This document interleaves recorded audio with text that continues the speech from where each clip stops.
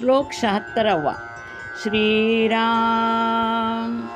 नवे कर्मना धर्मना योग काही, नवे भोगना त्यागना सांग पाही.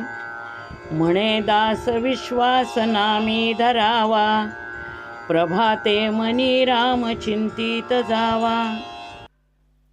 श्रीराम. मनाला शांतता आणि समाधान मिळावं यासाठी ईशचिंतनाची अलौकिकता सांगणारा हा श्लोक आहे. आपल्याला समाधान लाभावं म्हणून मनुष्य जे प्रयत्न करतो त्यात भौतिक आणि पारमार्थिक दोन्ही प्रयत्नांचा समावेश होतो. पूर्णपणे नास्तिक माणूस अजून तरी आपण पाहिलेला नाही. माणसाचा कोणत्या ना कोणत्या तरी गोष्टीवर विश्वास असतोच.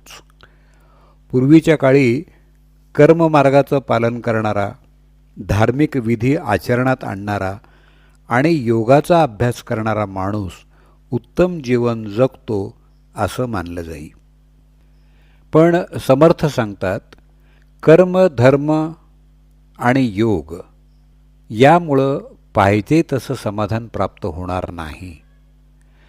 परमेश्वरानं खरं तर कर्मयोग सांगितलेला आहेच. अगदी सामाजिक कार्यकर्तेसुद्धा काहीतरी कार्य करत असतात. समाजाची सेवा, अपंगांची सेवा, वृद्धांना मदत, दलितांचा उद्धार हे कार्य काही माणसं प्रामाणिकपणे करतात.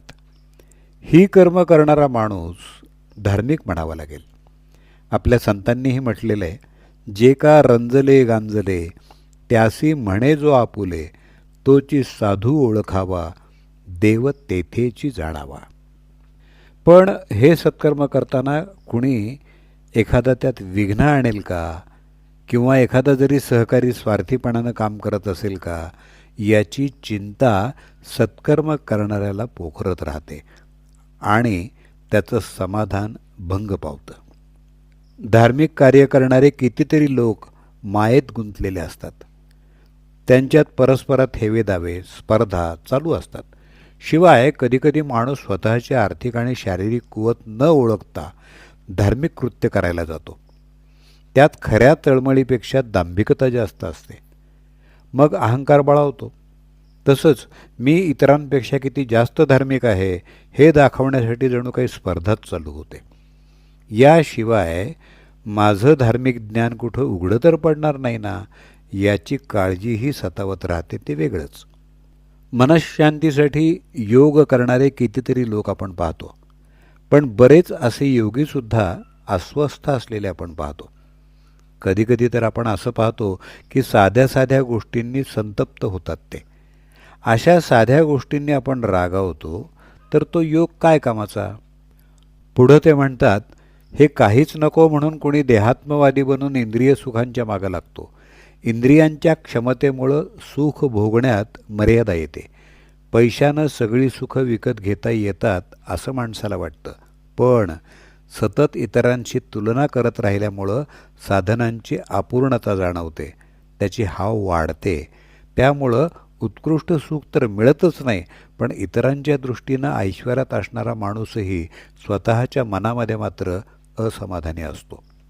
त्याग करणारा माणूस स्वतःच्या त्यागाची प्रौढी मिरवतो.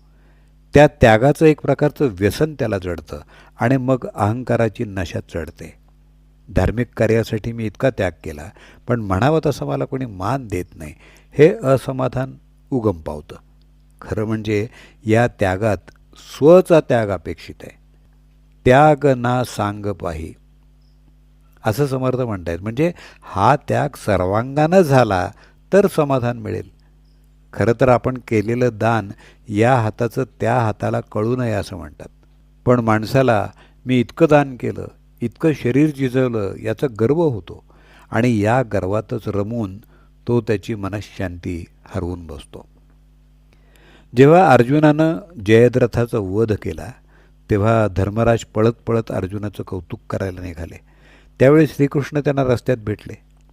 ते धर्मराजांना म्हणाले, तू लवकर जा आणि आपल्या अर्जुनाचं कौतुक कर, कारण त्यानं आज कौरवांमधल्या एका पराक्रमी सेनापतीला मारलेलं आहे. वस्तुस्थिती पाहता खरं तर भगवंताने स्वतःची सगळी बुद्धिमत्ता, कौशल्य, सिद्धी वापरून अर्जुनाला त्याच्या लक्ष्यापर्यंत पोहोचवलं होतं. त्यात श्रीकृष्णाला स्वतःचं कौतुक व्हावं, कुणी आपल्याला मोठं म्हणावं अशी अपेक्षाच नव्हती. त्यासाठीच विष्णू सहस्त्रनाममध्ये त्यांचं वर्णन अमानी मान्यदो मान्यहा, म्हणजे कुणाकडूनही कोणत्याही मानाची अपेक्षा न करणारा असं आहे. याला म्हणतात स्वचा सर्वसंग परित्याग. अशा तऱ्हेनं परिस्थितीची प्रतिकूलता, साधनांची अपूर्णता, चित्ताची चंचलता, कंटाळा, आळस यामुळं जे जे करू जावं ते ते अर्धवट होतं. यशापयशाच्या भीतीनं माणसं हुरळतात किंवा खचून जातात.